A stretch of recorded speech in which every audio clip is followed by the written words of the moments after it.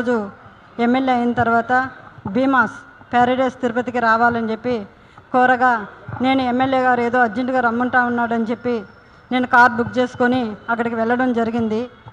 Room number 109 July 6వ తారీఖు రోజు నేను అక్కడికి వెళ్ళడం జరిగింది. అక్కడ ఎవరూ లేదు, ప్రశాంతంగా ఉండింది. ఎమ్మెల్యే గారు మాత్రమే రూమ్లో ఉన్నారు. నేను వెంటనే రూమ్లోకి వెళ్ళడం నా పైన బలాత్కారానికి పాల్పడిన తర్వాత నేను అతనికి లొంగిపోవడం జరిగిన తర్వాత ఈ విషయం ఎక్కడైనా బయట చెప్పావంటే నేను చంపేస్తాను, నీ కుటుంబాన్ని చంపేస్తాను అని చెప్పి బెదిరించడం జరిగింది. అందువల్ల నేను ఎవరికి చెప్పుకోకుండా నేను సైలెంట్గా ఉండిపోయాను. మళ్ళీ ఇంకొకసారి ఫోన్ చేసి నువ్వు కానీ రాలేదంటే నేను మళ్ళీ నీ కుటుంబాన్ని, నీ భర్తని చంపేస్తానని చెప్పి నన్ను బెదిరించడం జరిగింది. బెదిరించడం ద్వారా నేను మళ్ళీ అక్కడికి భీమాస్ ప్యారడైస్కి వెళ్ళడం జరిగింది. వెళ్ళిన తర్వాత నేను పూర్తిగా ఆయన్ని అవాయిడ్ చేస్తూ వచ్చాను. నేను అవాయిడ్ చేశానని తెలుసుకున్న అతను నాకు పదే సైకోలాగా నిమిషానికి ఒకసారి ఫోన్ చేయడం జరిగింది.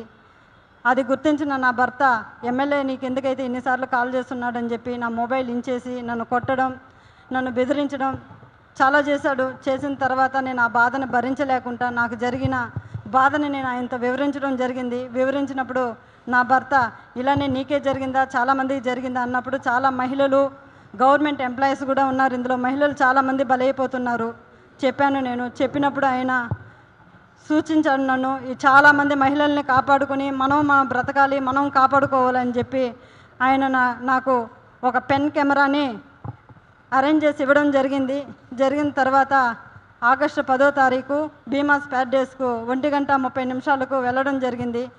అక్కడ జరిగిన కామ క్రీడలను నేను రికార్డ్ చేసుకొని తీసుకొచ్చి నా భర్తకి ఇవ్వడం జరిగింది.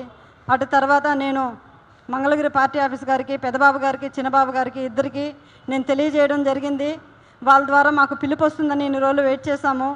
తర్వాత ఈ విషయం ఆయన తెలుసుకొని నన్ను బ్లాక్మెయిల్కి గురి చేయడము, మా ఇంటి చుట్టూ 4-5 మందిని పంపించి నన్ను వెతకడం చేస్తున్నాడు. నాకు ప్రాణహాని ఉంది, ప్రాణ భయంతో నేను ఇక్కడికి రావడం జరిగింది. అంతేకాకుండా ఇలాంటి చీడ పురుగులు తెలుగుదేశం పార్టీలో ఉన్న రోజులు తెలుగుదేశం పార్టీకి మంచి పేరు రాదని చెప్పి బాబు గారికి తెలియజేస్తున్నాను. అయ్యా బాబుగారు, నేనేదో తెలుగుదేశం పార్టీని కించపరచాలని చెప్పి నేను ఇక్కడికి రాలేదు. అతని వల్ల నాకు ప్రాణహాని ఉంది, నన్ను నేను కాపాడుకోవాలని చెప్పి నేను ఇక్కడికి రావడం జరిగింది. ఇతన్ని కానీ మీరు వెంటనే సస్పెండ్ కానీ చేయలేదంటే నాలాంటి అమ్మాయిలు, చాలామంది మహిళలు శీలాన్ని కోల్పోయి బయట రాలేకుండా కుంగిపోతూ ఉన్నారు.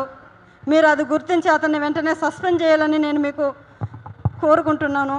అంతేగాక మీరు కానీ సస్పెండ్ చేయలేదు, నేను, నా భర్త, నా పిల్లలు ఆత్మహత్య చేసుకొని చనిపోతాము మంగళగిరి పార్టీ ఆఫీస్ ఎదురుగా అని చెప్పి నేను మిమ్మల్ని కోరుకుంటున్నాను. శరణు మహాప్రభు చంద్రబాబు నాయుడు గారు, మాకు మీరే దిక్కు శరణు బాబు అని కోరుకుంటున్నాను.